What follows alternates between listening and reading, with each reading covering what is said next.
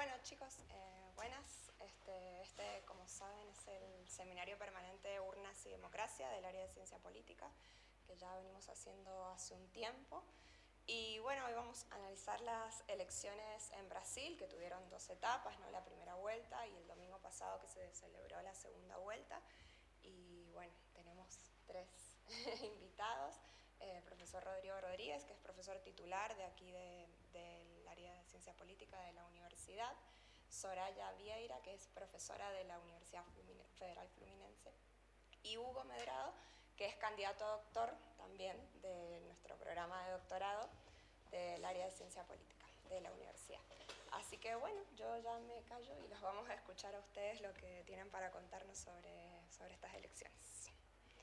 Bueno, gracias Mariana por la presentación y gracias por la invitación para participar de ese evento. Creo que yo voy a empezar con las elecciones presidenciales, que yo creo que es el tema hit, ¿no? Que está dando mayor notoriedad para las elecciones actuales.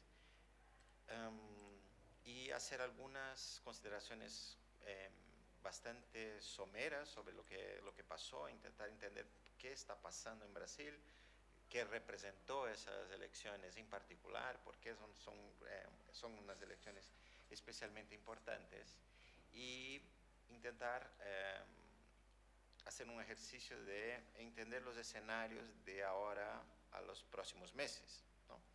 En términos de gobernabilidad, formación de gobierno, etc. Bueno, primero, estas elecciones son unas elecciones que han sido cruciales para la historia política de Brasil. Desde 2013, Brasil pasó por un periodo de convulsión política muy fuerte, con un conjunto de protestas primero y después ataques institucionales con relación al gobierno del PT, que era quien detenía el poder en ese momento. Eso hizo con que hubiera un creciente rechazo al PT en particular y a la clase política de manera más general. Entonces, cuando hablamos del proceso de construcción de qué fue el bolsonarismo, tenemos que entender que había un proceso de erosión de la confianza en las instituciones políticas. Eso hay que recalcarlo, que 2018 ha sido el producto de un resultado de un proceso político que empieza en 2013 con algunas protestas en contra del gobierno Dilma y que han sido potencializados posteriormente por un proceso judicial extremadamente irregular, con una serie de problemas jurídicos y mal uso de los recursos públicos en términos de intromisión del Poder Judicial o ciertos sectores del Poder Judicial en el proceso político, que han llevado a la detención del principal candidato de 2018 y que le metieron en la cárcel, que ha sido Lula. O sea, me han preguntado hace poco cuál ha sido el impacto de las acusaciones de corrupción en la carrera de Lula y en la votación actual.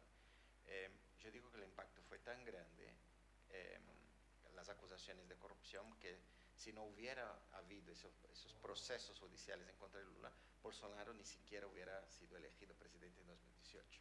Así que así de grave fueron esos procesos. Entonces tenemos que entender el proceso desde cuando emerge.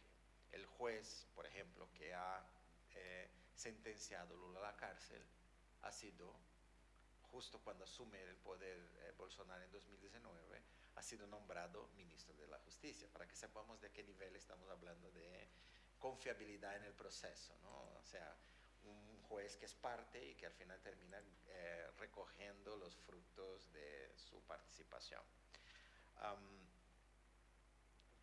En ese proceso también se ha destruido un conjunto de instituciones, en particular de empresas brasileñas que tenían un vínculo estratégico con la política exterior brasileña, en particular constructoras vinculadas a la Petrobras, pero no solo a la Petrobras, a grandes obras de infraestructuras financiadas por el Estado brasileño a través del Banco Nacional de Desarrollo Económico y Social, muchas de esas empresas o simplemente han ido a bancarrota o perdieron un amplio mercado después de ese tipo de esas intervenciones. Por eso hay parte de los grupos favorables al PT, incluso, que acusan a Sergio Moro, que fue ese juez que condenó a Lula, de trabajar con el Departamento de Justicia y el Departamento de Estado norteamericano para limitar la expansión geopolítica de Brasil en Sudamérica y en partes de África, por ejemplo, ¿no? Entonces hay acusaciones de diversos tipos de que ese proceso ha ido más allá. Eso para entender un poco lo que pasó. Lula fue a la cárcel, Fernando Haddad es un tío simpático, es un buen profesor, fue mi profesor en la carrera, pero no tiene el carisma de un político en un sistema presidencialista capaz de ganar una inmensidad, muchos votos. Entonces lo que pasó fue que en ese momento del rechazo enorme del PT y sin la presencia de Lula, Haddad no fue capaz de vencer a Bolsonaro. Y Bolsonaro gana, como el que iba a eliminar todo el tipo de corrupción en Brasil. Vimos que no fue así. Durante todo el gobierno de Bolsonaro fue un gobierno pésimo, una gestión, hay que mejorar mucho para llamarla de mala, con muchos muertos más de lo que podría haber sido si hubiera una política de gestión de la pandemia adecuada. Entonces lo que pasa en Brasil ha sido una mala gestión, pero una gestión en que Bolsonaro supo trabajar algunos grupos sociales de manera muy eficaz. El primero de ellos son los evangélicos. La idea de Brasil por encima de todo y Dios por encima de todo, de todos, ¿no? O sea, Brasil acima de todo y Dios por encima de todos, acima de todos.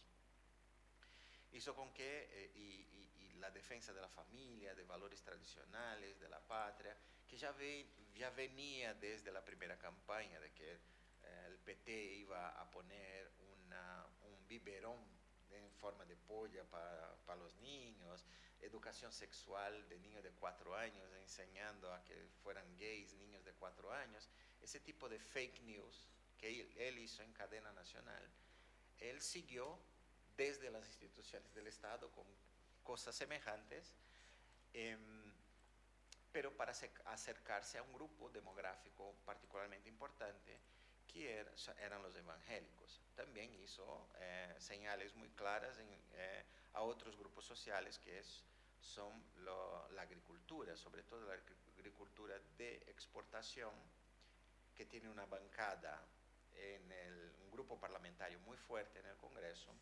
También aquellos que defienden la liberación de los armamentos, que también tienen un grupo parlamentario muy amplio. Y con eso garantizó el apoyo de fuerzas sociales importantes, económicas importantes, pero también fuerzas parlamentarias importantes. Y por encima de todo eso, ha dejado que el Centrão, que es un conjunto de gente con poca ideología y muchas ganas de vivir bien, haya controlado el proceso de negociación en el Parlamento y se creó lo que llaman en Brasil el presupuesto secreto, que el mismo Centrão, bajo la figura de Arthur Lira, que es el presidente de la Cámara, quien administra un conjunto que para este año fue alrededor de 17 mil millones de reales.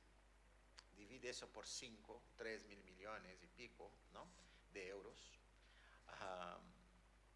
en recursos de enmiendas parlamentarias, que es básicamente, si un diputado necesita dinero, va al presidente del Congreso, el presidente del Congreso dice, vale, depende, con quién vas a votar y cómo vas a votar y qué tipo de campaña vas a hacer a nuestro candidato. Vale, prometo eso, me comprometo con eso, vale, te libero los recursos. ¿Y por qué secreto? Siempre fue así, antes ya era así en el proceso de liberación de recursos, pero los recursos eran menores y se sabía exactamente a qué parlamentarios se destinaban los recursos. Lo que es secreto ahora es que se aumentaron los recursos de ese presupuesto y además no se sabe a quién va destinado, quién pidió los recursos, lo que hace el proceso de negociación política menos transparente. Eso es el presupuesto secreto a partir del cual Bolsonaro ha logrado un apoyo y canalizar una serie de recursos que sacó de educación, sacó de ciencia, sacó de la sanidad hacia movilización de votantes durante el tiempo de elección. También Bolsonaro en los últimos meses ha cambiado una serie de leyes para gastar más en el Auxilio Brasil, que es una extensión del Bolsa Familia, digamos que es una versión del Bolsa Familia con más dinero, y otros programas de asistencia a sectores concretos, como camioneros, como taxistas, etcétera, que han hecho con que esos grupos apoyaran más a Bolsonaro. Entonces, llegamos a la elección con un presidente que está usando hasta el máximo que podía en sus atribuciones recursos públicos para favorecerle en la campaña. Y además, junto a eso, había una campaña enorme de fake news. Entonces, en paralelo al uso de la máquina pública, había una oficina, una industria de fake news, respaldando y diseminando noticias falsas sobre, por ejemplo, que Lula era el diablo. Ahí tenía que veas en las redes sociales, las redes de Lula diciendo, Lula nunca habló con el diablo, nunca hizo ningún pacto y tal. Lula es católico. Tal. Ese nivel llegó el nivel de la campaña en algunos momentos.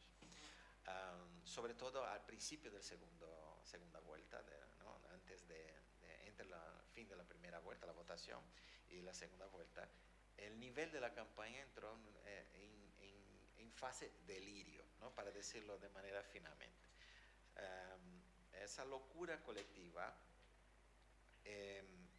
muchas veces alimentada por fake news, y el uso masivo de recursos públicos hizo con que las diferencias de voto entre Lula, que era el principal candidato, el que tenía las mayores intenciones de votos, y Bolsonaro, se redujeran. La diferencia fue muy pequeña, como vimos en la votación. La primera vuelta fue de 4 puntos, ¿no? Sí, fue de 4 puntos entre uno y otro. Los institutos de encuesta, las encuestadoras, se equivocaron mucho en el voto de la derecha. ¿Por qué? Porque en Brasil no pasaba algo que pasó o que pasa de manera recurrente en España, que es, aquí el CIS sabe que a cada encuesta que hace, el PP sale con una cantidad bastante expresiva de voto oculto. Entonces hay una cosa que se llama la cocina en el CIS, que ajustan las encuestas según algunos factores de ponderación para eliminar ese efecto del voto oculto en el PP, ahora en el Vox también, ¿no? Tanto que se equivocó el CIS en las primeras votaciones de Vox porque no sabía cómo corregir el voto de Vox. Eso todo antes de Tesanos, ¿vale? O sea, con Tesanos la cosa ya cambia para otros niveles. Pero hablemos de eso en otra ocasión cuando hablemos de elecciones en España. Pero en Brasil nunca había pasado algo así y entonces las encuestadoras no sabían cómo lidiar con el voto oculto, por un lado, y por otro, Bolsonaro no hizo el censo cuando debería hacerlo, que era en 2020. Entonces, ¿qué pasa? ¿Por qué eso es importante? Porque los evangélicos estaban creciendo en Brasil alrededor de 70% por década. Eso no sería de gran impacto si además los evangélicos no fueran extremadamente militantes y militantes en la política. Entonces, no controlas el crecimiento de un grupo demográfico que está creciendo exponencialmente al mismo tiempo que ese grupo es un grupo importante en la política. Obviamente, si no tienes esos números bien, la probabilidad de que te equivoques es muy grande y te equivocas al candidato que mayor apoyo de ese grupo tiene, que en ese caso es Bolsonaro. Entonces, si combinamos todo eso, entendemos lo que pasó en términos de los errores de predicción en las encuestas de la primera vuelta. Ahí venimos a la segunda vuelta, ¿no? La gana. Y ahí empieza una campaña más agresiva en relación a las redes sociales. Se ve claramente mucho más fake news, Dios por todas partes, la familia por todas partes, todo el mundo se ha vuelto religioso de un momento a otro, ¿no? Porque se han dado cuenta que había un público que había que disputar. Yo creo que ahí Lula tuvo un papel muy bueno, muy lúcido. En ningún momento Lula capituló para las organizaciones evangélicas. Él se mantuvo y se acercó tradicionalmente a la Iglesia Católica, apareció con la Iglesia Católica, que sigue siendo una base importante del PT, siempre lo fue desde la inauguración del PT, de la formación del PT, una de las patas importantes, además del movimiento obrero, tiene que ver con las comunidades eclesiásticas de base, que es un movimiento que estaba con los sindicalistas, pero también en el interior, en la tierra, los agricultores. Tanto que los principales líderes, por ejemplo, del MST, el movimiento de los sin tierra, son monjas o curas que han dejado de la iglesia. Pero no intentó comprar el apoyo de o claudicar al apoyo de los evangélicos, de los pastores evangélicos. Eso le da una capacidad ahora como presidente de decir, ahora tenemos que negociar, no voy a perseguir a nadie, ya dijo, va a haber libertad de religión, pero tampoco vais a ser un actor preferido en la negociación política cuando esté en el gobierno. Eso le da una libertad muy grande de ir en contra a la bancada evangélica, o sea, la expresión política de esos líderes religiosos, y permite mantener una cierta agenda progresista en los próximos 4 años. Eso es muy importante, ese gesto que en la campaña de no claudicar frente a esos líderes religiosos. Tenemos la elección, ¿no? El domingo, y de la nada la Policía Rodoviaria Federal, es como la Guardia Civil de Tráfico, ¿no? Sale y empieza selectivamente a parar autobuses de gente que está yendo a votar, impidiendo mucha gente en el noreste, que son las regiones donde Lula tenía la mayor ventaja electoral, impidiendo que la gente fuera a votar. Es el director de la Policía Rodoviaria Federal, dice, no, es algo absolutamente estándar, estoy haciendo mi trabajo, la gente está... Hay un presidente brasileño de la Primera República, 1914-1918, creo que fue su mandato, Afonso Pena. Él tenía una frase que se quedó en los anales de la historia brasileña, que es, a mis amigos, todo, a mis enemigos, la ley. O sea, ese celo en el cumplimiento de la ley por parte de ciertas instituciones del Estado, una ley selectivamente aplicada, no aplicada a todos de la misma manera, fue un intento de hacer con que la balanza se pendiera para uno de los lados en particular. Si vamos sumando todo lo que se hizo, incluso con intento y movilización de las policías por parte del Estado, aún así Bolsonaro perdió. El sentimiento de indignación de la población brasileña con Bolsonaro y con su gestión, que fue una pésima gestión económica, social, humana, aún así perdió, pero perdió por poco. Se ve que usó todos los recursos que tenía disponibles por parte del Estado brasileño, incluso llegó más allá de la legalidad, tanto que ahora tiene miedo de que vaya a la cárcel, justamente porque se excedió en lo que podía hacer. Y como su retórica era una retórica golpista, antidemocrática, los poderes judiciales en Brasil han evitado llevar a Bolsonaro a la cárcel antes o impedirle de alguna manera, dejaron que el proceso corriera de manera normal, justamente para que no se pudiera alegar ningún tipo de intervención y que llevara a un intento de golpe de Estado. Bolsonaro pierde las elecciones y aún así tarda más de 2 días para hablar algo. No es que haya reconocido su derrota, que haya reconocido que el proceso electoral había sido regular. Él dice, los manifestantes, entiendo la indignación de los manifestantes por esa sensación de injusticia y agradezco los 58 millones de votos que me dieron. Y después se sale y deja al jefe de la Casa Civil, es como el jefe de la Secretaría de Presidencia, para decir, yo seré el responsable del equipo de transición, y solo así la gente subentiende que va a haber una transición y que él va a dejar el poder. Aún así, él no dijo nada. Significa que puede intentar otras cosas en los 2 meses todavía de gobierno que tiene Bolsonaro. ¿Cuáles son los retos de Lula ahora, dados los resultados? Primero, evitar que cualquier intento de Bolsonaro de un golpe de Estado se haga realidad. Es muy difícil porque como Brasil la cosa funciona de manera casi automática, Brasil tiene una lógica política anti-anarquista, ¿no? Los anarquistas si hay Estado estoy en contra, los políticos brasileños, si hay Estado estoy a favor y quiero mucho, mucho, si hay gobierno, sea cualquiera, estoy con él.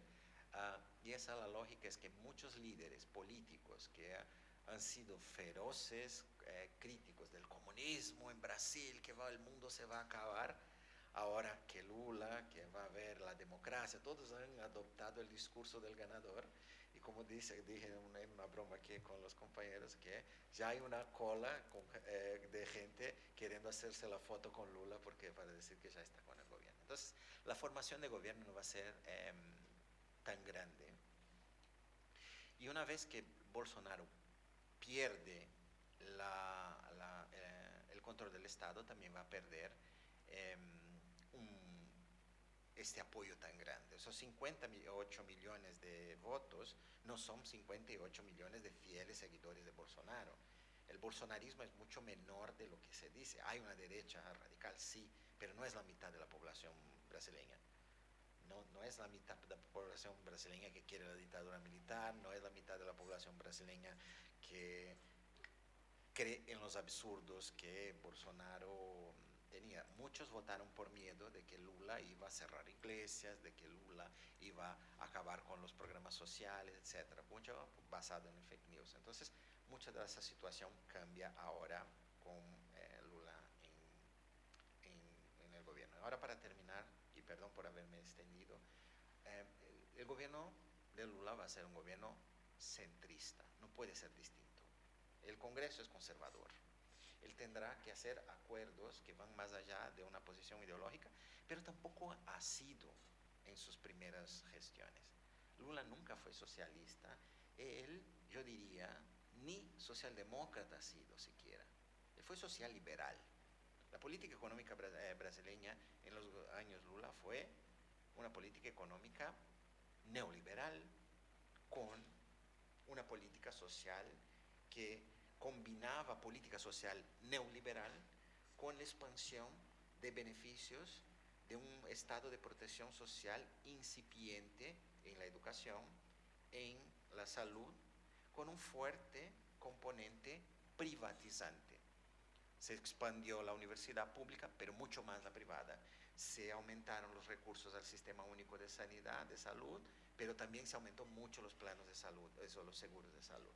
Entonces, lo último que se puede decir de Lula es que Lula sea socialista, que va a hacer reformas ultra estatizantes, y yo creo que va a volver ese tipo de estilo de políticas con un elemento de suerte, que es que hay guerra en Europa y que los canales de suministro de comida y de recursos que venían del este de Europa se han interrumpido temporariamente y necesitan otras fuentes de mercancías, lo que ayuda a que la comida brasileña valga más dinero, el petróleo brasileño valga más dinero, y eso va a traer una serie de recursos a la economía brasileña. Ya está trayendo, y Lula va a tener, por lo menos a corto plazo, este primer efecto económico positivo. Esas son mis consideraciones y gracias. Buenos días, muchas gracias por la invitación. Es un placer estar aquí hablando un poquito de las elecciones con vosotros, estar aquí con Rodrigo y Hugo. Yo voy a hablar sobre las elecciones legislativas y así como Rodrigo, es que no hay como hablar solamente de estas elecciones porque estamos en un contexto que es más grande. Entonces, es que voy a llamar un poco la atención por la reforma de las reglas electorales que hubo en 2017. Porque Brasil es un partido multipartidista. Y multipartidista total, porque teníamos 35 partidos inscritos en Tribunal Superior Electoral y en 2018 30 partidos eligieron representantes en la Cámara de Diputados. O sea, teníamos 30 partidos en la Cámara de Diputados. Así que la reforma electoral de 2017 instituyó la cláusula de barrera. Y la cláusula de barrera es un intento de disminuir un poco la presencia de partidos en el Parlamento y garantizar gobernabilidad. En 2018 empezó la cláusula de barrera y los partidos necesitaban un 1,5% de votos en por lo menos un tercio de los estados o elegir 9 diputados en por lo menos distribuidos en un tercio de las unidades federativas. Bueno, con la cláusula de barreras muchos partidos no han conseguido la cantidad de votos necesarios para garantizar el acceso a los recursos públicos de campaña, para campañas políticas.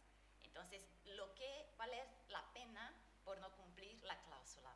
Primero, que no tiene acceso a los recursos públicos.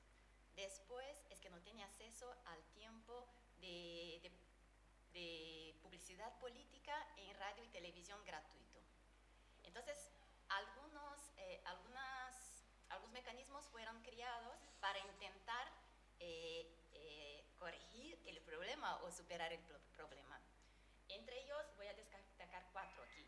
Primero, la incorporación, o sea, un partido puede incorporar otro partido y este segundo partido deja de existir y ahora solo son un partido. La segunda es la fusión, cuando 2 partidos entran en acuerdo y se juntan, los 2 dejan de existir y forman un nuevo partido. Y este nuevo partido está conformado con los afiliados y todos los recursos políticos de los 2 partidos anteriores. Ha dado también el derecho a los legisladores de cambiar de partido sin perder su escaño. O sea, un legislador que se ha elegido por un partido que no ha superado la cláusula de barrera, ahora puede irse a un partido que ha superado la cláusula de barrera y permanece diputado. Y en 2019 se han creado el Instituto de las Federaciones. La federación es que los partidos se mantienen como partidos, se mantienen como entes jurídicos, pero están unidos y tienen que actuar de forma conjunta en el legislativo. Y además de actuar de forma conjunta, no pueden separarse en el periodo legislativo. Esto vino para superar el fin de las coaliciones para elecciones proporcionales, que era una aberración que había coaliciones con muchos partidos y el elector votaba un partido y podría elegir un partido que siquiera conociera. Bueno, ¿qué hubo en 2018? 14 de los 35 partidos no superaron la cláusula de barrera. Y en 2019, y los partidos empezaron a negociar entre ellos. 2019 se aprobó 3 incorporaciones y una fusión.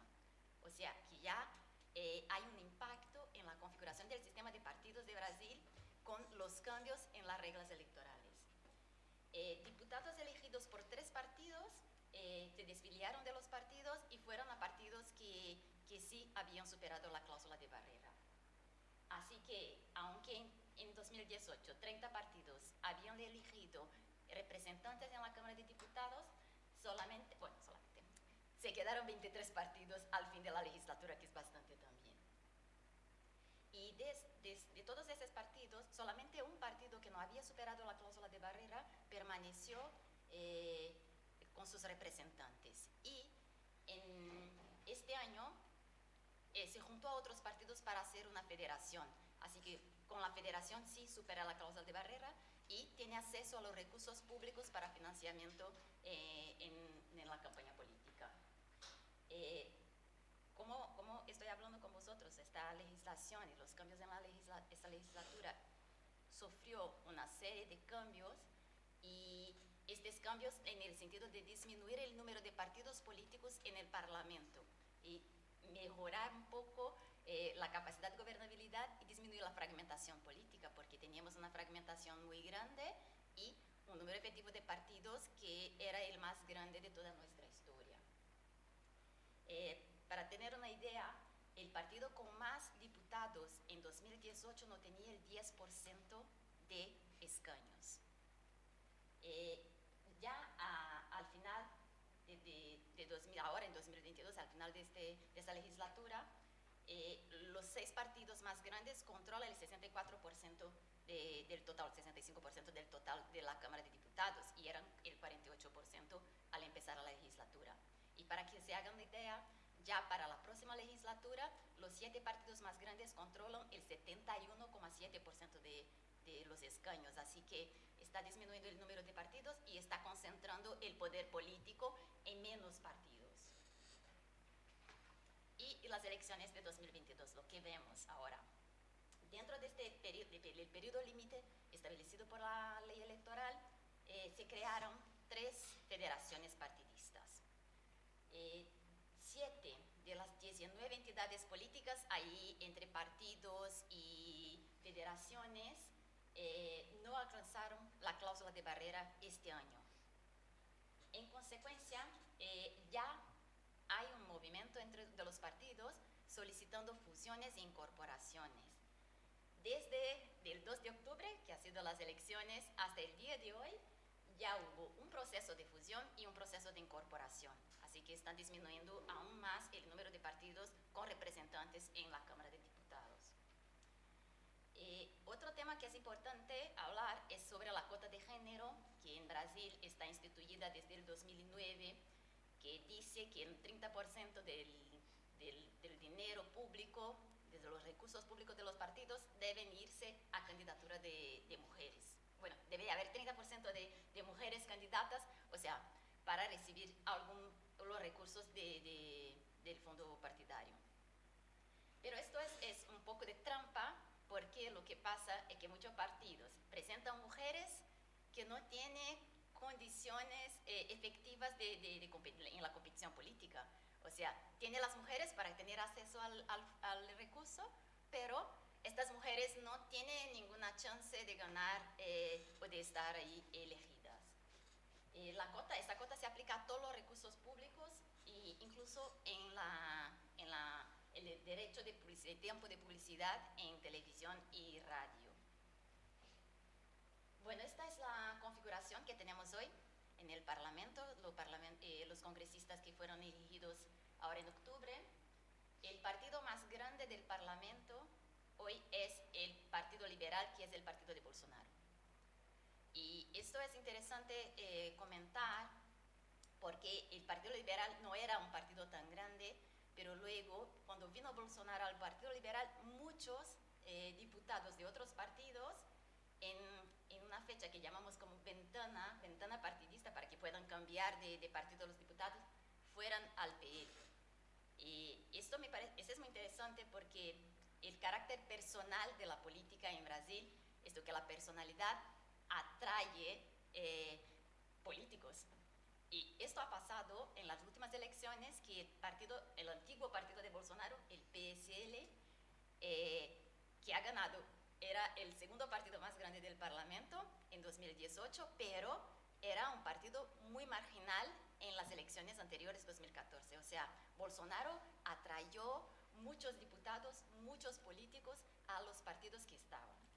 Luego, la segunda fuerza en el Congreso de Diputados en la próxima legislatura es la Federación, que está formada por PT, que es el Partido de Trabajadores, el Partido Comunista de Brasil y el Partido Verde. Entonces, esta federación tiene 80 diputados. Como les dice, la federación tiene que actuar en conjunto. Entonces, estos partidos tendrán que actuar juntos en el Parlamento toda esta legislatura. Luego, el tercer partido es Unión Brasil, que es otro partido de derechas, y aquí está el antiguo partido de Bolsonaro, que era el PSL, y el Demócratas, que era un partido tradicional de derecha, que viene desde la dictadura militar, que se fusionaron y hicieron este nuevo partido. Bueno, los otros partidos, otro tema interesante es que hay las otras federaciones, el PSDB, Ciudadanía, por ejemplo, no hubiera superado la cláusula de barrera si no estuviera en la federación. Lo mismo pasa con Rede, que también no hubiera superado la cláusula de barrera si no estuviera en la federación. O sea, la federación ayuda a los partidos a superar la cláusula de barrera, tener acceso a los recursos públicos y mantenerse competitivos. Los otros partidos, los 7 partidos que no han superado, como ya dice, están ahora en proceso de negociación para fusionar o incorporarse para mantenerse competitivos. ¿Y qué Congreso de Diputados se ha elegido en 2022? Pues 7 partidos juntos han elegido 368 diputados. O sea, los 7 partidos más grandes han elegido 71,7% de los diputados de Brasil. La tasa de renovación ha sido de 39%, menor que en 2018, que ha sido una elección bastante particular, que ha sido de 47,4%. Luego, con esta composición, los partidos que están más a derecha, extrema derecha, suman 250 escaños, 49% de los escaños.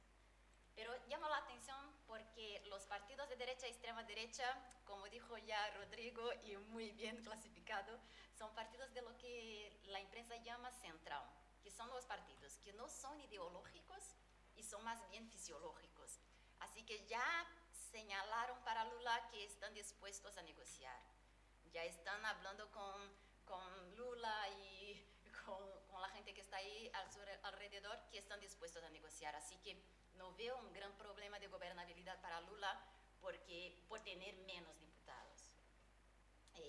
Los partidos de centro y derecha que no apoyaron ni a Lula ni a Bolsonaro en la segunda vuelta suman 124 diputados. Y los partidos que apoyaron a Lula en la primera o la segunda vuelta eligieron 139 diputados. O sea, son menos diputados, pero la posibilidad de haber negociación con los otros partidos es muy grande. Incluso el actual presidente de la Cámara de Diputados ya ha dicho que está dispuesto a negociar con Lula, a hablar con él, que es una persona muy, muy cercana al centro, a los partidos del centro, incluso es de un partido de estos partidos de centro. Lo que vemos también es que los partidos tradicionales, o sea, los partidos que estaban manteniendo la competición política en Brasil desde la redemocratización, han disminuido mucho. Con excepción del PT, los otros partidos, el MDB, el PSDB, han disminuido mucho la representación en la Cámara de Diputados y han ganado espacio estos partidos que son mucho más fisiológicos. Con relación al perfil de los diputados, 91 escaños serán ocupados por mujeres, un 17,7%.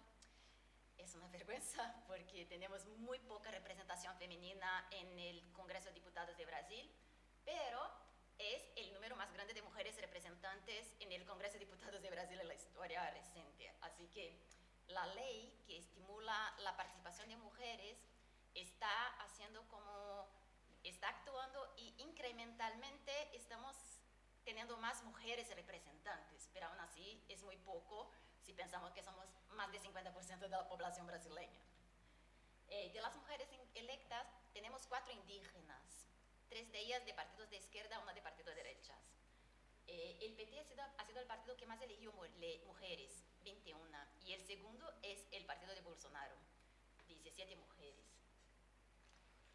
Hay también 2 mujeres trans por primera vez en el Congreso de Diputados de Brasil, y estas mujeres han recibido más de 200.000 votos en sus estados. Han sido las diputadas, unos de los diputadas más votados de Brasil. Luego, otra curiosidad que tenemos que mencionar es que ha crecido el número de diputados negros en Brasil y esta legislatura vamos a tener 135 diputados negros. Pero ojo que ahí también hay trampa, porque hay una ley que incentiva la candidatura de negros y los partidos que tienen candidatos negros tienen un recurso a más, un recurso público a más. ¿Y qué ha pasado? Yo he visto un estudio estos días que 1 en cada 3 diputados negros elegidos se han declarado blancos en elecciones anteriores. Como es una declaración que uno mismo hace, entonces en la elección de 2018 se ha declarado blanco y ahora en 2022 se ha declarado negro, porque esta ley es desde 2020. Así que hay que buscar otros mecanismos para que de hecho la gente que sería beneficiada por estas leyes sean beneficiadas y no sea solamente algo, como decimos, para inglés ver. Y este año también hemos renovado 1/3 del Senado. Y el partido de Jair Bolsonaro ha sido el partido que más eligió en el Senado y será el partido más grande en el Senado brasileño en la próxima legislatura, que ha elegido 6 senadores y ahora tiene 14 senadores. El Unión Brasil, que también es otro partido de derecha, ha elegido, pasó de 6 a 10 senadores. Y los partidos que más perdieron senadores son los partidos tradicionales. El MDB, como comentaba, el PSDB, el PTB, que perdieron 2 plazas más o menos cada uno. O el MDB 3 plazas. Entonces, hubo también una disminución de la bancada femenina en el Senado de Brasil. Fueron electas 4 mujeres este año, junto con las que permanecen hasta 2027, son 10 mujeres, 2 menos que en la legislatura que termina ahora. Pues era esto. Muchas gracias.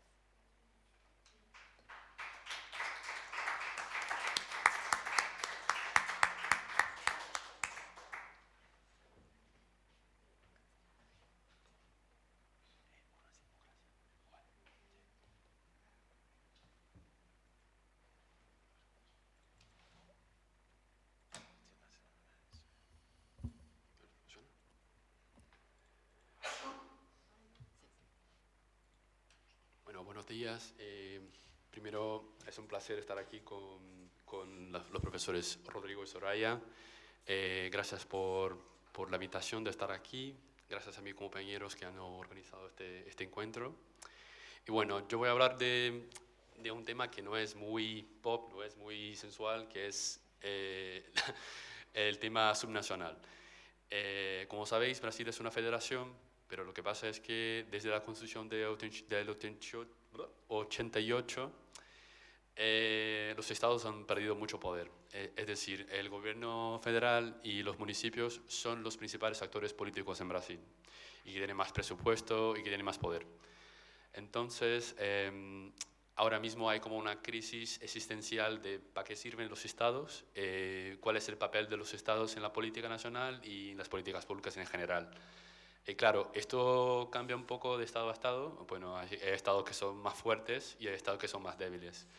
De hecho, hay muchos estados que todavía dependen del gobierno federal para existir, o sea, que no tienen impuestos o una receta suficiente para mantenerse. Y bueno,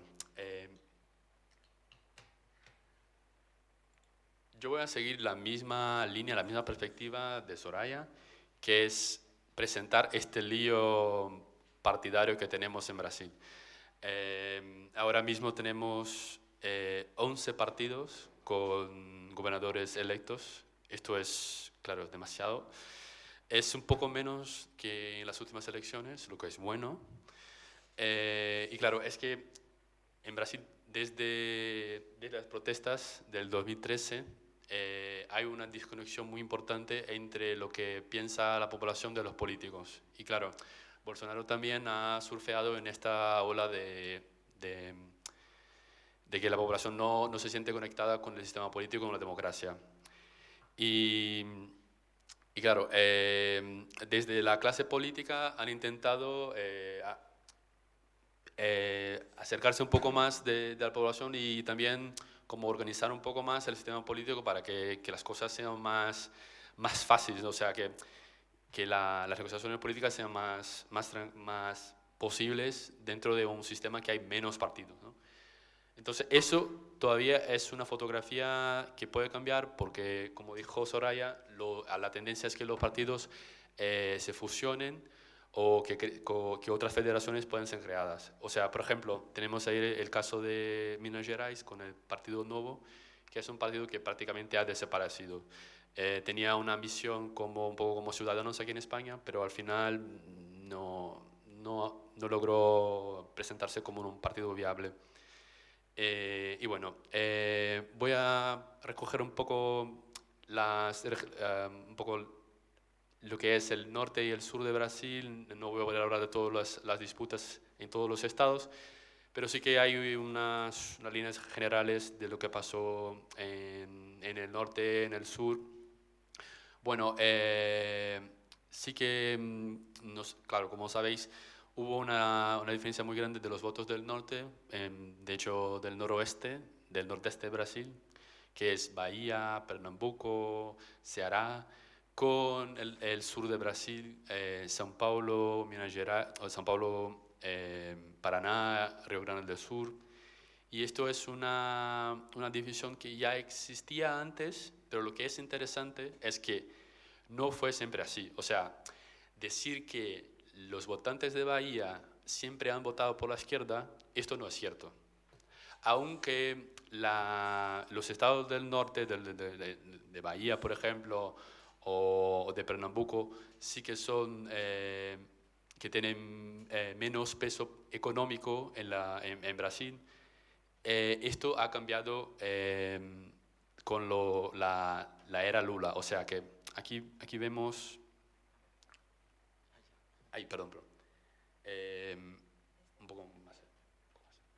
Más. Uy, perdón, aquí tengo la... Bueno, aquí como podéis ver, de hecho en Brasil el norte votaba por la derecha. Como decía Soraya, el partido que sostenía la dictadura militar en Brasil, que era el Arena, que luego ha cambiado para PFL, luego cambiado de nuevo, o sea que ahora tenemos otro nombre, pero el partido son los mismos políticos, que es el União Brasil.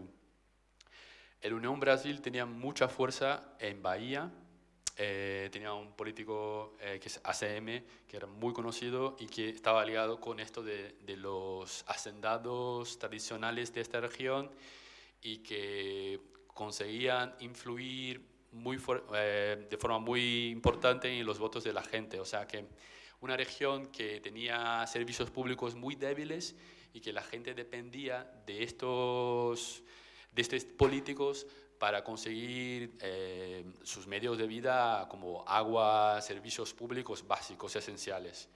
Y lo que pasó es que en la época de Lula, las políticas públicas que se han implementado en esta región, lo que indican los estudios es que estos mismos ciudadanos ahora no dependen tanto de estos políticos tradicionales para sobrevivir. Y esto es un cambio muy importante, ¿no? Esta región ha sido muy afectada por las políticas sociales del Bolsa Familia, por ejemplo, y claro, con Bolsonaro también, con el Auxilio Brasil, pero sí que hubo un cambio político importante y esto explica una gran parte de este cambio, ¿no? El PT, por ejemplo, era mucho más fuerte en Río Grande del Sur, o Río de Janeiro, o São Paulo, o sea, que son...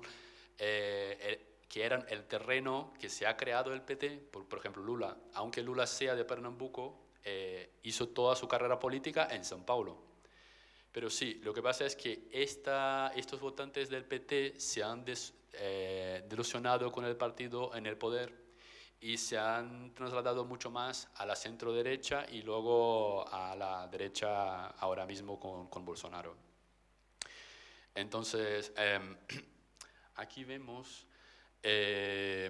claro, esto es un mapa complicado porque, claro, tenemos muchos colores porque son muchos partidos, pero sí que vemos que han disminuido el número de partidos representados en el gobierno de los estados y que la izquierda ha perdido fuerza. O sea, partidos que eran cercanos al PT, como el Partido Comunista de Brasil, PCdoB, que ha desaparecido porque se ha fusionado, el PSB, partidos que han perdido estados y también el PSDB, que era la oposición histórica del PT, que ha polarizado las elecciones durante la época desde Cardoso hasta Rousseff, también ha perdido mucha influencia en el gobierno de los estados.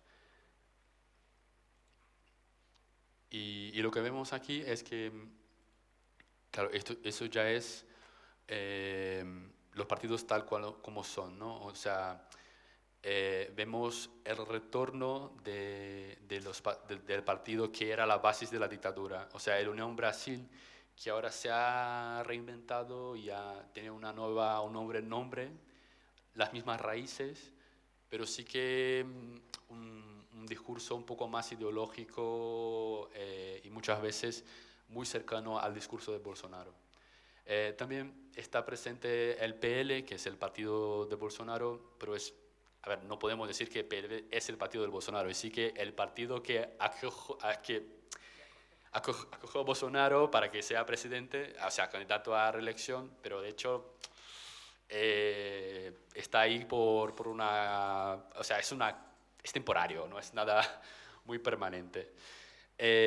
Podemos ver cómo el PSDB ha perdido fuerza de ser un partido muy importante, que era el segundo a una de las principales fuerzas políticas, hasta que ahora ya no tiene tanto peso.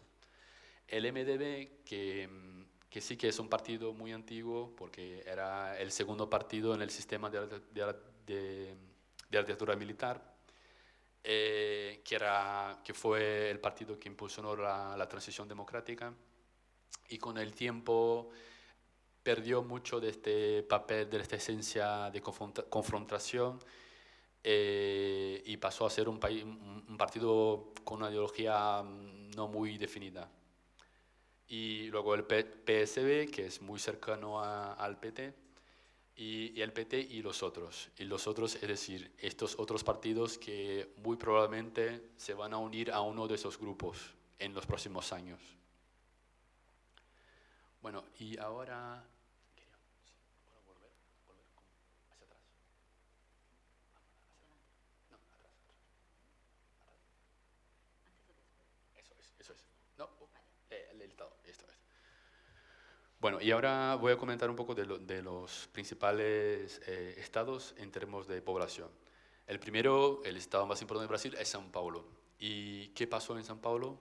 En São Paulo ganó un partido que se llama Republicanos, que de hecho de republicano no tiene mucho, que sí que es un partido que se ha creado desde las iglesias evangelistas, de hecho la Iglesia Universal, que es una de las más importantes, y que tiene un contenido muy de derechas y también de hacer negociaciones pragmáticas con el gobierno que está, o sea, con el incumbente. Entonces,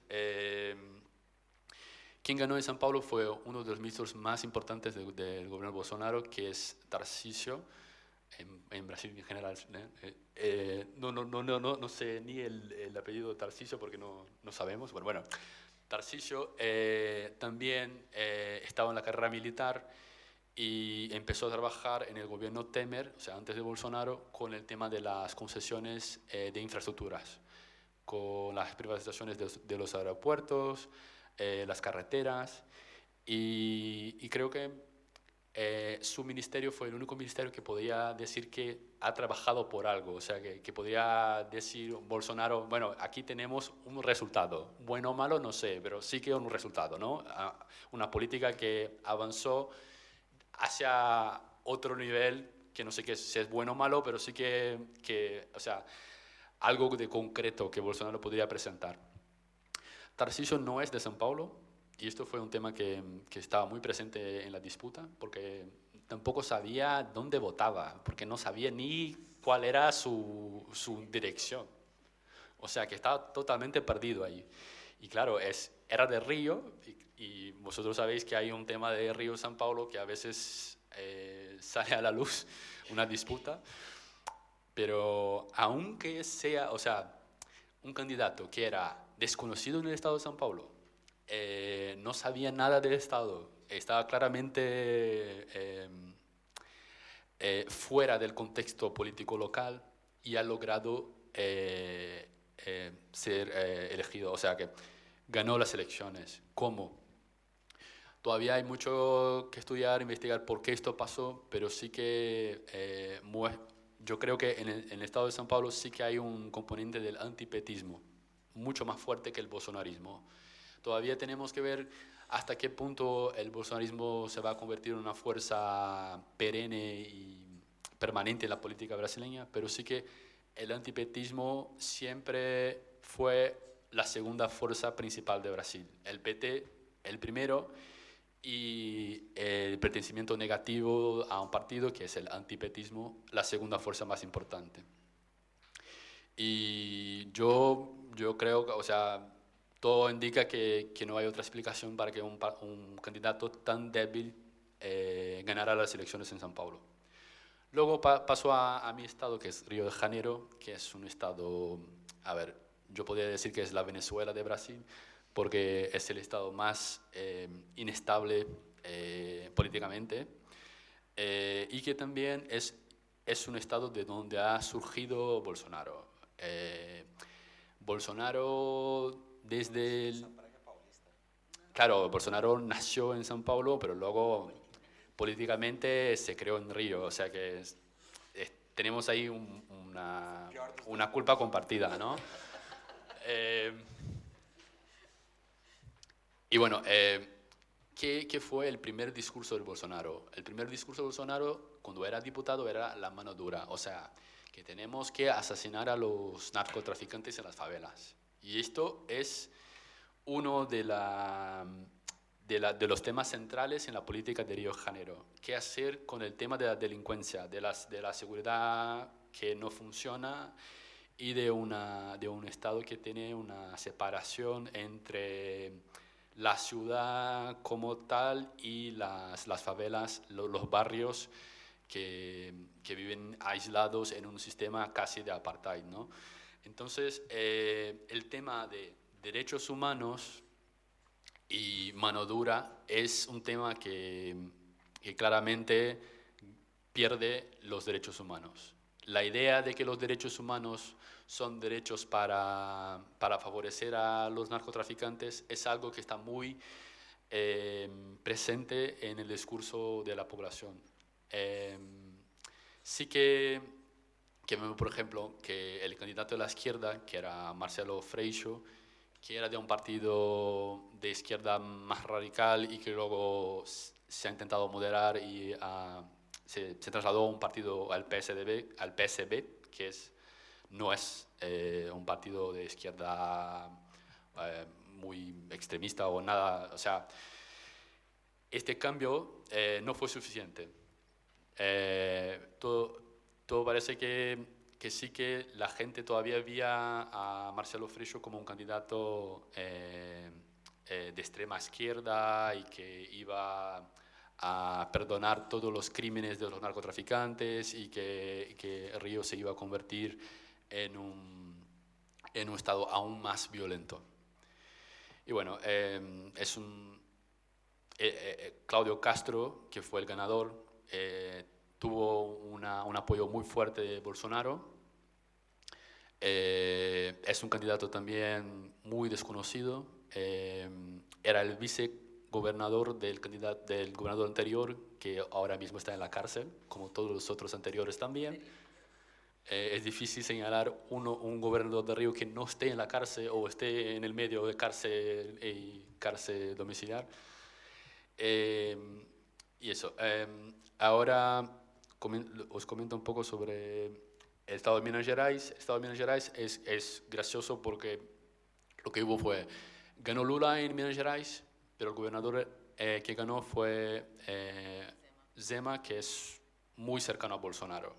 Entonces hubo este voto dividido entre la derecha y la izquierda al mismo tiempo. Y Zema hasta el último momento estuvo cerca de Bolsonaro, nunca estuvo en una posición de neutralidad o de ambigüedad, no, siempre fue en contra del PT, como el PT el peligro más importante que hay en Brasil. Bahía, que también es un estado muy importante en términos de población, ha ganado otra vez el PT. O sea, esto que os comentaba antes de cómo el PT ha cambiado la estructura política del nordeste de Brasil. Ganó el PT y uno de los políticos más influyentes es Wagner. ¿Cómo se llama? Wagner. A ver. Wagner, no. El ex gobernador de Bahía. Falcón, no. Jacques Wagner. Jacques Wagner. Eso es. Jacques Wagner, que es uno de las figuras políticas más importantes dentro del PT ahora mismo, un político muy hábil y muy inteligente en hacer negociaciones, incluso con los militares. Y creo que va a tener un papel también muy importante en hacer puentes con los militares en el nuevo gobierno de Lula. ¿Qué más? Tenemos ahí los estados que están muy relacionados con el tema de la producción agrícola, la ganadería, que han votado masivamente por Bolsonaro.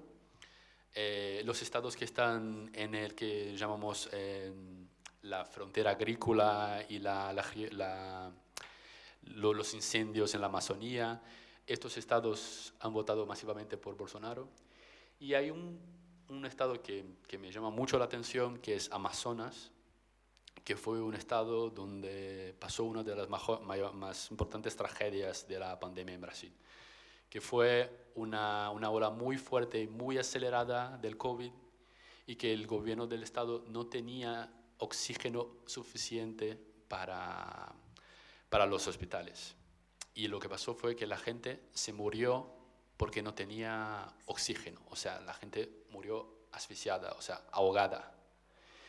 Y esto fue uno de los temas, uno de los episodios más tristes de la pandemia. Y esto tuvo una proyección nacional enorme. Pero aún así, el gobernador que estaba 100% involucrado en esta situación ganó las elecciones otra vez. Y para mí esto es algo que todavía me cuesta muchísimo entender por qué. Este mismo gobernador, por ejemplo, tuvo una oferta de un avión con oxígeno de Venezuela que podría llegar a Manaus y a solucionar o por lo menos atenuar un poco la situación, y lo rechazó, no contestó.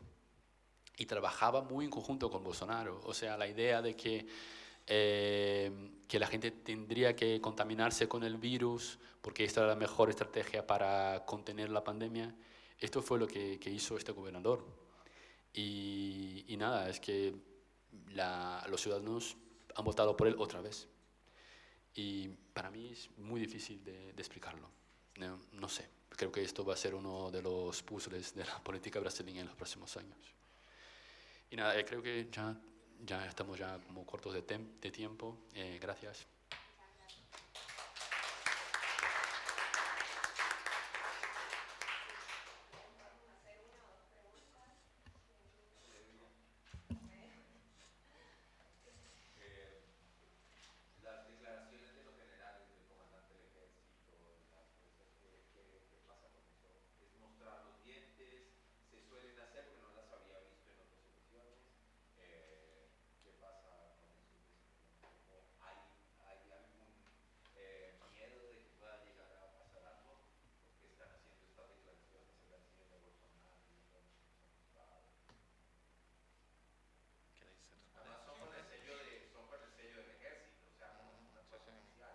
De momento, desde las elecciones están callados.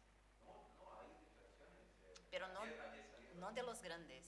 Es que la cuestión es que las Fuerzas Armadas es que tienen como dos grandes ejes.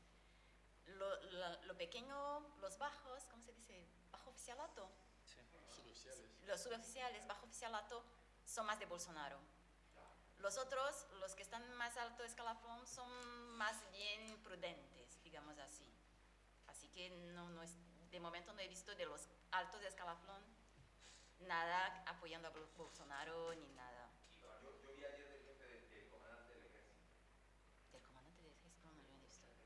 Una declaración agradeciendo a Bolsonaro y que estaban ahí para la unión, convocando a las otras fuerzas a la unión para defender la constitución y la paz social en Brasil.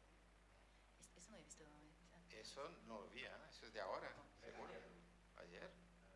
Porque lo que he visto sí, que las policías estatal de los estados y luego también la Policía Federal, la Policía Rodoviaria Federal, sí que estaba más con Bolsonaro. Lo que había comentado Rodrigo del día de las elecciones, que la Policía Rodoviaria Federal estaba impidiendo a la gente de ir a votar, y ahora con las manifestaciones en pro Bolsonaro que hay, no están haciendo nada. Dejan que los manifestantes estén ahí, cerrando las carreteras, llevando el caos, pero no hacen nada en contra de ellos. Esto sí he visto. Yo creo que, a ver, solo para intentar responder un poco, las Fuerzas Armadas han tenido, principalmente viejos jubilados que están aburridos ahí, salen diciendo tontería, hay muchos, viejos generales que están ahí, pero una vez que Estados Unidos, y vino del Departamento de Estados Unidos, decía, no va, nadie se mete en las elecciones. El ejército brasileño es muy nacionalista, pero cuando los gringos dicen, ellos acatan, ¿saben? Es básicamente eso. Entonces, partimos por eso, no va a haber golpe por parte de los militares porque la comandancia militar de Estados Unidos dijo que no va a haber golpe, punto. Ya, y ellos son muy nacionalistas, pero hasta punto que los jefes mandan y ya sabemos quiénes son los jefes de las Fuerzas Armadas brasileñas. Cuando he recibido mi formación, había una vasta literatura sobre el nacionalismo de las Fuerzas Armadas y tardó, yo soy un poco lento, tardó para caerme la ficha de que no, siempre que había un evento decisivo, no por una cuestión nacionalista, más al revés, o sea, el reemplazo del desarrollo nacionalista de Getúlio Vargas, por ejemplo, que era hacia el interior, capitalismo de Estado brasileño, con empresas brasileñas lideradas por el Estado, hacia un modelo de importación de inversión directa de otros países extranjeros del norte, cayó el modelo del Getúlio con golpe militar, ¿no? Que vino después, obviamente, Juscelino Kubitschek, pero ese modelo getulista cae en favor del modelo asociado al capital extranjero. Entonces, muchas veces el ejército brasileño ha actuado con pocos intereses nacionalistas de verdad, ¿no? Y yo creo que ahí tiene esa cosa. Y hay un otro factor que comentó Soraya y que es importante decirlo, que también tenemos que considerar en ese evento las fuerzas de seguridad del Estado en general. O sea, en Brasil las policías estatales de los estados siempre han tenido una fuerza casi paramilitar. No es casual que las milicias sean tan fuertes en Río y que Bolsonaro sea presuntamente el jefe de eso todo, ¿no? Llegó a ser tan fuerte en determinados momentos que la fuerza de policial de São Paulo, por ejemplo, se encara con el ejército brasileño y era más fuerte que en el golpe de 32 en contra Getúlio, que había hecho un golpe de Estado en 30. Entonces, un poco lo que Bolsonaro jugó en esas elecciones, ha sido con esa idea de que las fuerzas policiales de los estados son bolsonaristas, fuertemente bolsonaristas. Tenemos barricadas y tenemos carreteras cortadas hoy porque ellos no reprimen bolsonaristas como reprimen estudiantes pidiendo mejores condiciones de estudiantiles, o profesores, o médicos, o enfermeros. No, bolsonaristas, si tuvieran lo mismo ahínco en el ejercicio de su trabajo que tienen normalmente con otros movimientos sociales, digamos que todo ya estaría resuelto. Entonces ahí tiene que ver con ese nivel subnacional que también tiene fuerza en términos de seguridad del Estado y que Bolsonaro ha apelado muy fuertemente a esos grupos como un grupo de apoyo importante. Solo un comentario corto, es que yo creo también que hay un tema que es que los militares ahora mismo ¿qué son? ¿Son antipetistas o son bolsonaristas? Por lo menos los generales, todavía no sabemos, pero parece que el antipetismo es más fuerte que el bolsonarismo. Estaban con Bolsonaro por conveniencia, porque tuvieron muchos aumentos de presupuesto, aumentos de salario muy importantes, pero ahora a ver qué hacen con eso de que Bolsonaro ya no está, ¿no?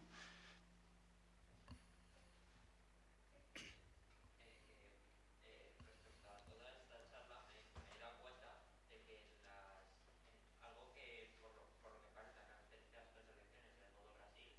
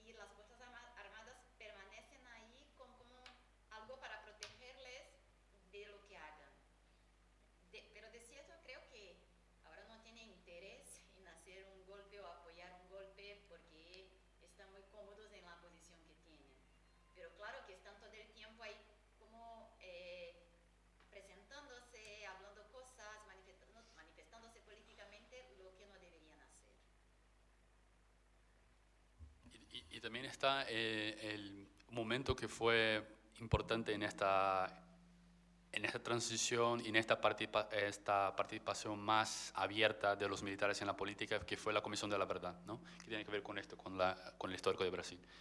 Cuando ganó Dilma, Brasil tenía que implementar una decisión de la Corte Interamericana de Derechos Humanos y crear una Comisión de la Verdad para saber qué pasó en la dictadura y qué pasó con las persecuciones políticas, las torturas y los desaparecimientos. La Comisión de la Verdad empezó sus trabajos en el gobierno de Rousseff y terminó ahí después de unos años. Y en este relatorio final indicaba nombres de militares que estarían supuestamente involucrados en estos actos de tortura y desaparecimientos y asesinatos. Y esto fue un tema que molestó muchísimo a los generales de Brasil. ¿Por qué?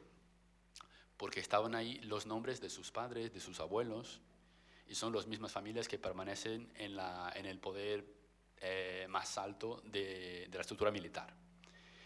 Y todavía es un tema que está por resolver, que es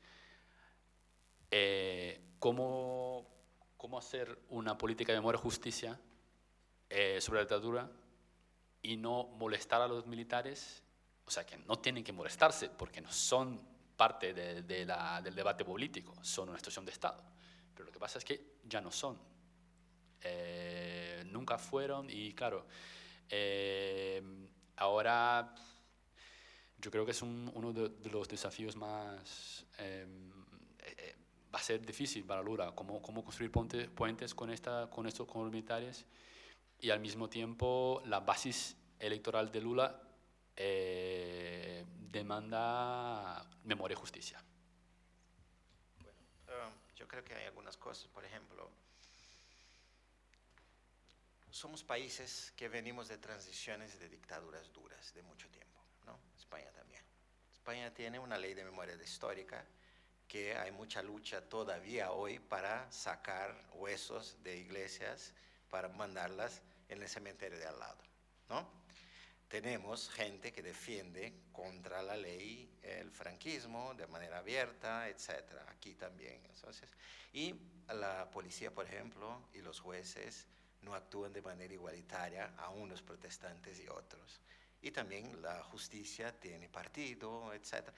O sea, en Brasil pasa algo semejante como un país que viene de una dictadura, con un agravante de que la transición no fue tan exitosa como la transición española, aunque haya discusión sobre la transición española comparando con la brasileña, la española ha sido mucho mejor y ha podido resolver muchos más temas que, por ejemplo, en Brasil. Un tema que todavía está en abierto es el rol del ejército, de las Fuerzas Armadas en la seguridad, de manera general y en la política. Porque, por ejemplo, tenemos policías que son militarizadas, como eran en la época de Franco acá en España, y dejaron de ser con la transición. Eso no hemos podido hacer.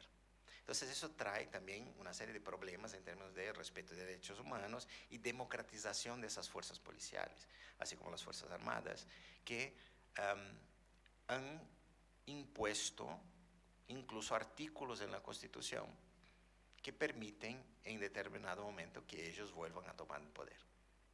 El famoso 142 de que se habla fue una imposición de los generales a la transición para que tuvieran que ver eso, si no hubiéramos tenido problemas después, ¿no?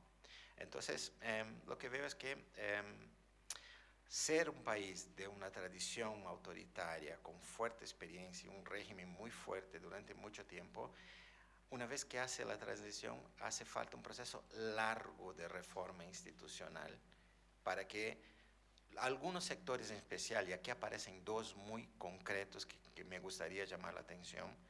Las Fuerzas Armadas es el más obvio, pero el segundo y más complicado es el Poder Judicial. El Poder Judicial siempre es la cara oculta del autoritarismo en los regímenes democráticos. Es el más difícil de reformar, es el más difícil de cambiar la mentalidad por su propia estructura, quizás por el hecho de que sean muchos funcionarios de carrera que son inamovibles, pero eso fue así, por ejemplo, en la Alemania nazi, porque hubo la desnazificación entre los grandes, pero la mayor parte de los funcionarios quedaron, que eran adeptos del sistema, quedaron ahí. Y cuando hay una transición, no se quitan todos los jueces de un país, los jueces que estaban antes siguen ahí. ¿Y cómo va a cambiar esa mentalidad? Porque ellos después forman sus discípulos, etc. Entonces, es un problema grave que tiene que ver con un proceso general de transición a la democracia desde el autoritarismo, en mi opinión.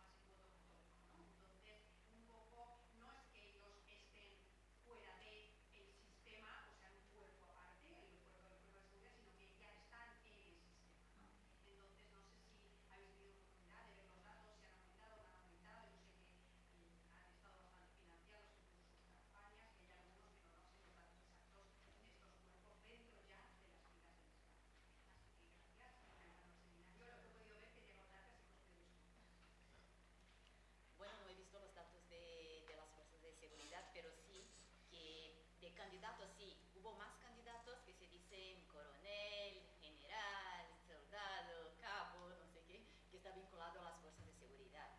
Pero luego esto tengo que mirar mejor los datos de los que de hecho están elegidos. Y hay una bancada, que dicen bancada de la bala, que es la bancada de los que son de fuerzas de seguridad y están ahí en el Parlamento haciendo lobby, intentando ganar más ventajas para los suyos y también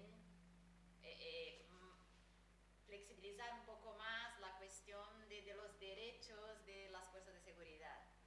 Y luego para los evangélicos igual, también no he mirado todavía los datos de cuántos han elegido, pero sí que son muchos y yo pienso que la tasa de renovación parlamentaria, que ha sido más baja que el año pasado, quizás muchos se han reelegido ahora, pero tengo que mirarlo bien. Los gobiernos. A ver, yo creo que, por ejemplo, hay situaciones curiosas que la gente vota por un policía que les parece como muy mano dura, pero de hecho era homosexual asumido con una pareja y la gente no se enteró, o sea que tampoco él estaba como en el closet, nada, o sea, estaba ahí muy abierto que era gay y la gente... es un senador por el estado de Espíritu Santo, que también es uno de los estados más violentos de Brasil, un poco como Río, un poco de la misma situación de segregación social. ¿tá? Y bueno, entonces creo que va mucho por ese discurso de mano dura que da espacio a estos políticos que se dicen como policías o militares y que van a solucionar los problemas de Brasil. Y yo creo que necesitamos como algún tipo de legislación o algo para prevenir que también los jueces, como decía Rodrigo, sean parte de la política, ¿no? Entonces, un juez como el juez Moro, que tenía claramente una agenda política, pero hacía su trabajo de juez. Y luego salió del Tribunal Federal del Paraná y se presentó como candidato. Y yo creo que debería como haber un periodo de carencia o algo para prevenir que estas situaciones pasen. Yo no he mirado todavía el DIAP, que es el sindicato de los que trabajan en la Cámara y en el Senado, siempre hace informes sobre las bancadas. Y eso va a ser interesante, que están por lanzar, siempre cuando se elige una nueva legislatura, ellos lanzan a las bancadas. Todavía no se ha publicado, quiero ver cuando lo salga para tener una buena idea.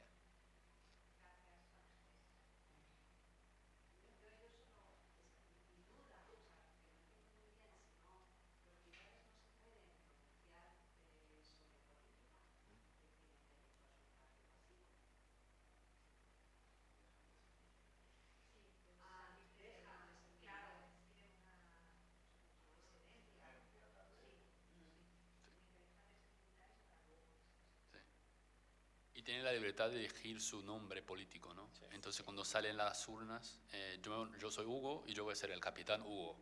Pero no soy capitán, ya no hago parte. Pero sí que voy a presentarme como capitán. Ya que ponte general de una vez, nos mejora un poco tu libertad. Quería hacer dos preguntas, una para Hugo y para Soraya, porque tiene que ver, creo que se le ha pasado a comentar esto a Hugo con los gobernadores de los estados, pero a mí me llama mucho la atención la evolución del PSDB, el Partido de la Socialdemocracia Brasileña, que ha perdido su gobierno estrella, que es el de Sao Paulo, pero me parece muy curioso que ha ganado el gobierno en Pernambuco, que digamos que era territorio del Partido de los Trabajadores, ¿no? Por lo menos territorio de la izquierda. ¿Y qué valoración puede sacar del futuro del PSDB? Precisamente un partido que parecía que estaba en decadencia, pero si eso puede ser su tabla de salvación. Y luego también quería preguntar a Rodrigo, me ha parecido que tenías una cierta visión optimista respecto del posible escenario internacional que pudiera beneficiar al gobierno Lula, fundamentalmente por los precios de las commodities, y eso choca con mi visión, aunque todo esto ahora mismo no suena más que conjeturas, pienso yo.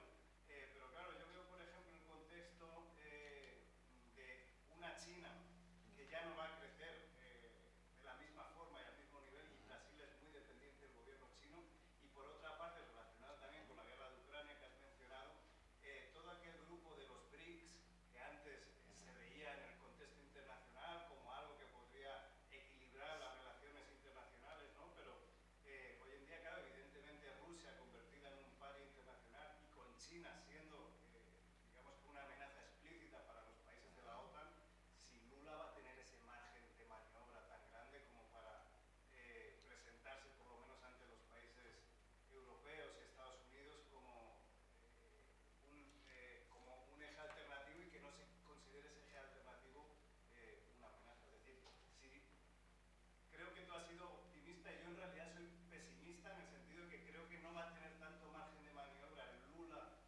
de 2022 que el Lula de 2003. No sé cómo lo ves. Bueno, ¿quieres contestar primero? Hablando un poco del tema del PSDB, el PSDB creo que empieza su fracaso político cuando no acepta las elecciones de Rousseff, ¿no?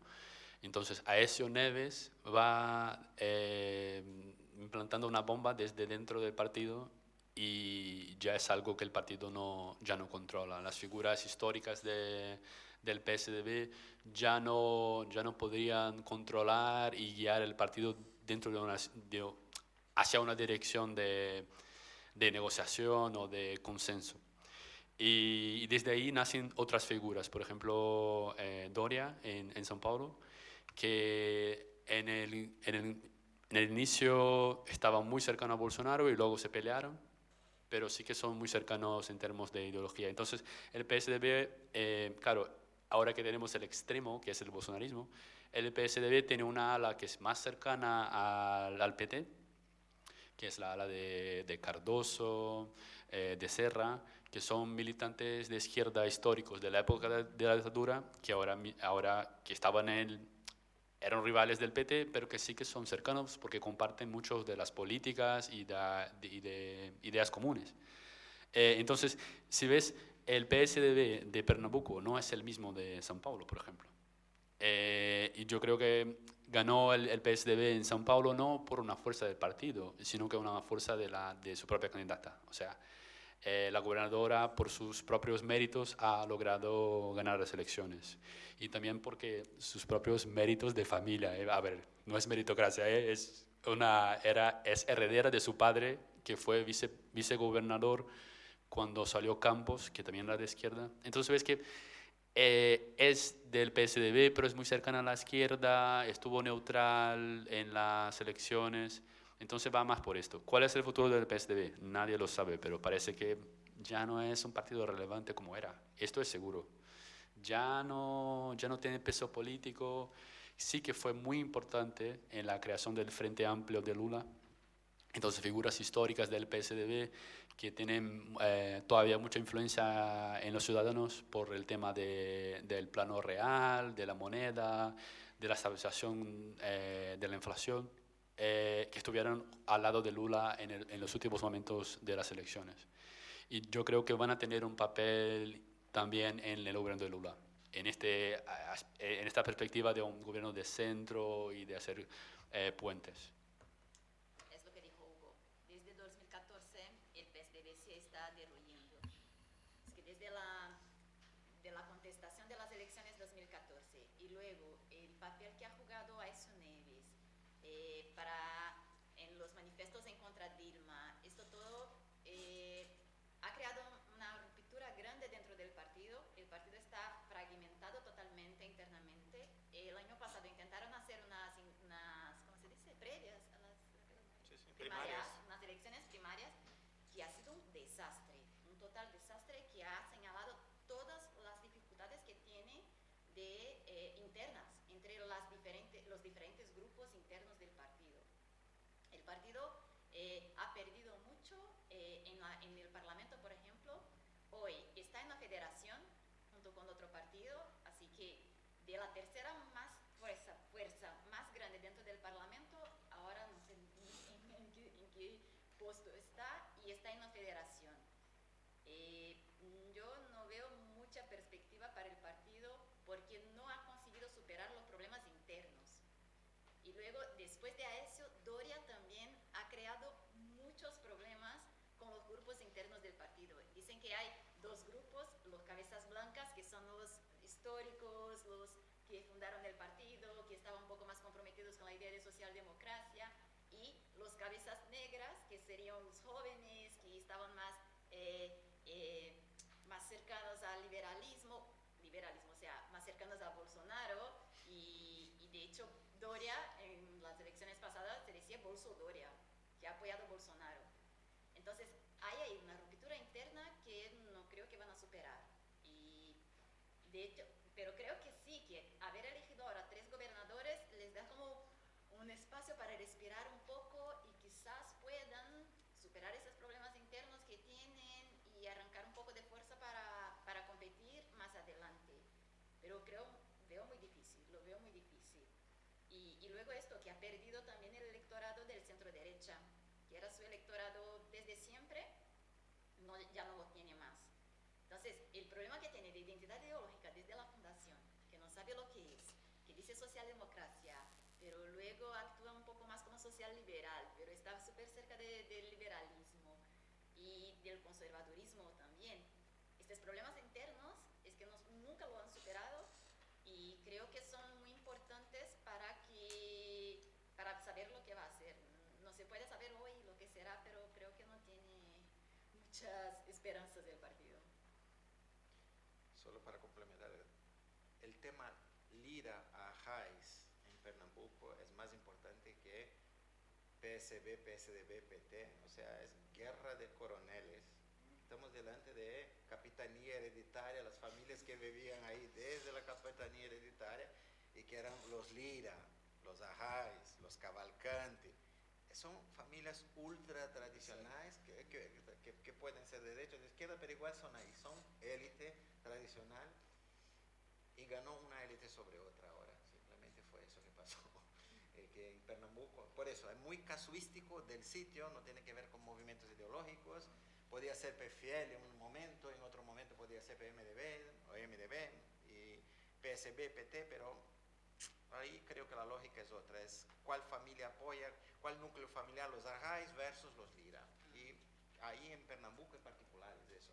No es un renacer del PSDB. El PSDB en general, como vimos, como se comentó aquí, se convirtió en otro partidito de leyenda, ¿no? De aluguel, leyenda de aluguel, como otro. Sobre ese escenario optimista internacional de Brasil, yo creo que hay una serie de elementos interesantes. Primero, ese escenario optimista es a corto plazo. Mencioné a corto plazo, próximos meses, no diría que duraría para siempre esa cosa, ¿no? Pero China, no se sabe cuánto China va a crecer. Y acabo de leer un artículo en una de esas revistas de informática que estamos entre una posibilidad de estancamiento de los mercados de microchip o de un crecimiento sin precedentes. China siendo uno de los principales productores. Todo el debate sobre Taiwán, por ejemplo, y la puja de China sobre Taiwán no es simplemente por una cuestión de soberanía a una isla, también sobre el control del mercado de la fabricación de los microprocesadores. Incluso hay planes de destrucción de fábricas en Taiwán si China los toma. Yo creo que Brasil puede tener un rol mediador ahí en ese conflicto y de puente entre Occidente y Oriente. Rusia es el problema de los BRICS, sí, pero no significa que, por ejemplo, China y Brasil no puedan, y India no puedan hacer, por ejemplo, seguir el proyecto con Rusia un poco más marginada en términos de el hermano pobre o el hermano sucio, ahí dejamos de lado un poquito hasta que se regenere, pero habían avanzado mucho las negociaciones entre Brasil, Rusia y China, la formación de un banco con las características del BNDES. Yo creo que eso se va a intentar recuperar. China es muy importante para las exportaciones de Brasil, ahora Europa también más de lo que era en los últimos años. Y yo creo que interesa a Lula y siempre interesó en el PT alejarse de la zona de influencia de Estados Unidos o mantener cierta distancia cautelar con relación al área de influencia de Estados Unidos, y Brasil va a seguir en ese sentido. Y yo creo que va a seguir profundizando esos caminos alternos que tienen que ver con la mayor parte de las exportaciones de Brasil hoy. Puede que el crecimiento mundial no sea tan grande, no sabemos todavía cómo va a ser. Eso es, todo eso son conjeturas. A corto plazo sabemos que ha aumentado la demanda de productos primarios de Brasil por parte de Europa, y eso va a garantizar un crecimiento económico hasta por lo menos la mitad del año que viene, que es a lo que me refería yo. A más largo plazo depende de todos esos juegos de negociación que son muy complejos y que dependen de lo que va a pasar con el mercado de semiconductores, cómo va a ser la relación de China con Taiwán, cuál va a ser la respuesta de Estados Unidos frente a esa relación, etc. O sea, una serie de incógnitas que yo particularmente no controlo.